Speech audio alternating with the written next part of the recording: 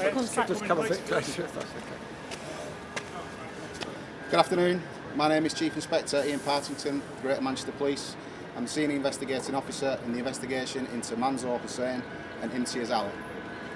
Firstly, I would like to thank the victims in this case for reporting their abuse to us. Their brave testimony led us to the identification of further survivors who were subsequently interviewed and supported through the judicial process. Manzorr Hussain and Imtiaz Ali are sexual predators who deliberately targeted vulnerable young girls and thought they had gotten away with their offending. However, thanks to the bravery of the first survivor who came forward, we were able to launch a thorough investigation and uncover the extent of their abuse. Today, we've been able to give those survivors long-awaited justice. The abuse was orchestrated and sustained, with survivors often being made to feel indebted to the men.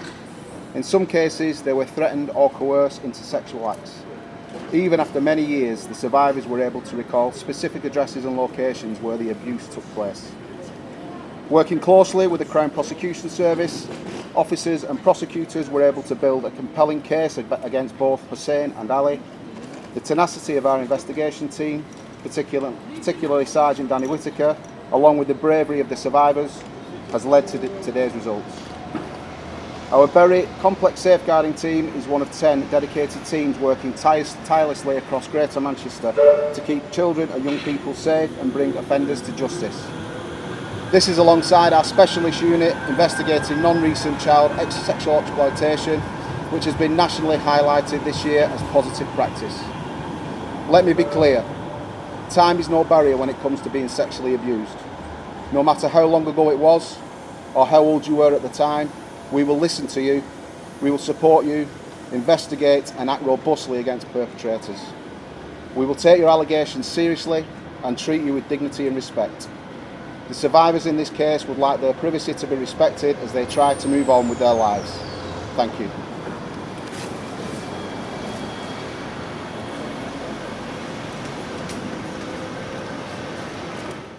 I believe that the survivors deserve more. I believe that they need a judge-led inquiry, not someone from an institution that has failed survivors before. I have spoken to many survivors and advocates. Sitting at this table, we have parents, survivors, advocates. What they have in common is that they are brave enough to be on this panel today, but also have been willing to waive their anonymity. They have told me that they are losing hope with this inquiry. I don't want that to happen. I want to give them hope. For years, they've had to endure unspeakable abuse. They were let down by countless people and institutions who were meant to protect them.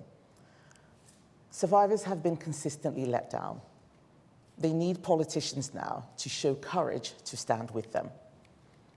This press conference today is not about me or about any political party.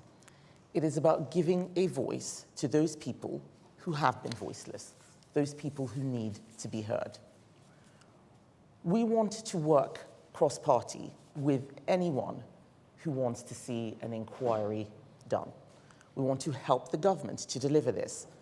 But the inquiry and its terms of reference should not be written behind closed doors. They should be written by survivors who know what happened and who know what needs to be looked at. That is why today we are presenting a terms of reference that is based on what the survivors have told us about what it must have, and which also, importantly, follows Baroness Casey's recommendations. I want to be clear that a national inquiry must leave no stone unturned. It must investigate councils, the police, and even the government if necessary. It must be time-limited, and it must consider the role of ethnicity, religion, and other cultural factors. Baroness Casey's own report admitted that many of these cases are committed by people of Asian and Pakistani ethnicities. Her own report said that those who downplay the ethnicity of perpetrators are continuing to let down society, local communities, and victims. We agree. As I said, I have spoken to many survivors. We are speaking on their behalf. Their lives and their families' lives have been turned upside down. So separate to this inquiry, the government must act now to ensure that they and their families are supported so they can heal.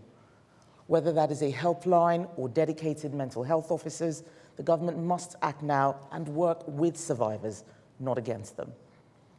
Thank you, Kemi. Well, look, it seems very clear now these rape gangs are the biggest child safeguarding scandal in our country's history.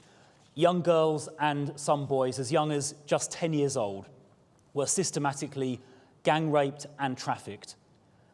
And because the perpetrators were mainly of Pakistani heritage, those in authority, the police, local councils, who should have protected these vulnerable young people, actively covered up these terrible crimes because they were more concerned about being accused of being racist than they were about protecting young girls and young boys. And that is one of the most shameful episodes, I think, in our country's public protection history. So an inquiry is needed to get to the bottom of this, to get to the truth, and to hold accountable those people who covered up these appalling crimes. Now, we campaigned together with survivors and their families and advocates, like Lucia, to have this inquiry. First of all, we were smeared as jumping on a far-right bandwagon, but eventually, faced with a vote in Parliament, the government eventually agreed in June of this year. But 6 months has now passed, and essentially no progress has been made. A lot of survivors have lost confidence in the government and this process. But rather than just complain from the sidelines, we would like to be constructive, we'd like to be positive, and so working with survivors, their families, and advocates, we've developed a terms of reference for this inquiry that is ready to go, it's detailed, it's specific, it's got the confidence of survivors, and the government, if they wanted to, could adopt it tomorrow. They could appoint a judge to chair this inquiry, and they could get on with it to at last uncover the truth. Yes, dual nationals should be stripped of their British citizenship and they should be deported with no exceptions. We don't want these people in our country. If they have citizenship of another country, then they should be deported and their British citizenship should be removed. No ifs, no buts, it should just happen.